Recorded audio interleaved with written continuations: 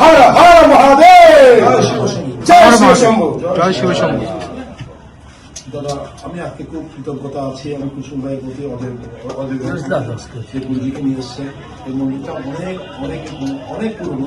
তাই ভগবান শিবের চেষ্টায় আমরা শুরু করেছিলাম, আমাদের অন্ধকারের জন্য আমরা শেষ করতে পারিনি, আমাদের ক্ষমা করবেন।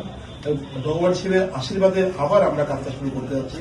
গুরুজিকে আমার প্রণাম, কুসুম ভাইকে আমার ধন্যবাদের শেষ নেই। জয় জয় শিব, জয় শিব, জয় শিব। আচ্ছা, নমস্কার। এইখানের যে শিব মন্দিরটি আপনারা জানেন যে চট্টেশ্বরীর এই শিব মন্দিরটি এই প্রায় পরিত্যক্ত হয়ে গেছিল এবং সেখান থেকে কিন্তু এর কাঠামোটা কিন্তু খুব ভালো আছে।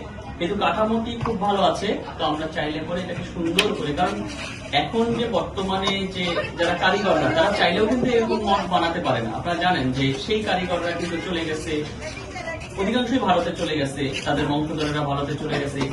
এই মঠ যারা বানিয়েছে এবং আপনি দেখুন এই যে পুরাতন যে মঠগুলো যারা বানিয়েছে তাদের যে নিখুঁত, মানে তাদের কি বলবো যে কারুকাজ যেমন নিখুঁত, তাদের সম্পূর্ণ এই যে মঠটি এত সুন্দর। বর্তমানে যারা মঠ বানায় আপনি দেখেন সম্পূর্ণ মঠের চূড়াটি কিন্তু তারা মিলাতে পারে না, অন্যরকম হয় চূড়াগুলো।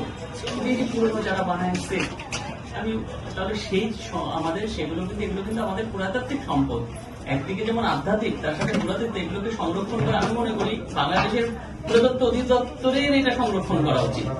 এরকম এগুলো কিন্তু আমাদের পুরাতাত্ত্বিক সম্পদ। আমরা এই যে মন্দিরটি আমরা নতুন ভাবে আমরা হবে এবং এখানে একটা নটরাজ শিবের বিগ্রহ যেমন বসবে, সাথে শিবলিঙ্গ বানুলিঙ্গ এরকম বসবে এবং আমরা অলরেডি নটরাজ শিব বিগ্রহ বানানোর জন্য মানে তৈরি করার জন্য অর্ডারও দেওয়া হয়েছে এবং আমার মনে হয় যে খুব দ্রুত আগামী শিব চতুর্দশীর আগে আপনারা একটা ভব্য শিব মন্দির পাবেন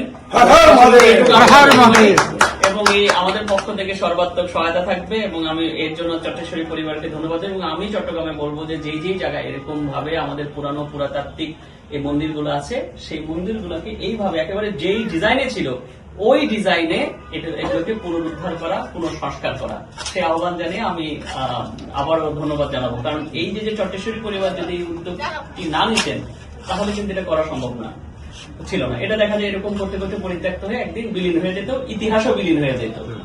তো ধন্যবাদ। মায়ের এবং বাবার কৃপা কটাক্ষ সবার উপর করুক, সবার কল্যাণ হোক, শান্তি শিবলিঙ্গ প্রতিষ্ঠা করছি এবং 108টা শিবলিঙ্গ আমি বানলিঙ্গ, নর্মদেশ্বর আমি বিভিন্ন দেশে দিচ্ছি। আমি অলরেডি কথা বলেছি যাতে বাংলাদেশে পাঠাতে পারে শিবলিঙ্গ এবং বড় শিবলিঙ্গ হবে, এখানে পাঠানো হবে। এবং আমি অন্তরাত্মা থেকে এটা আমি চাই যাতে এখানে বাবা আসুক, বসুক এবং সবার কল্যাণ করুক।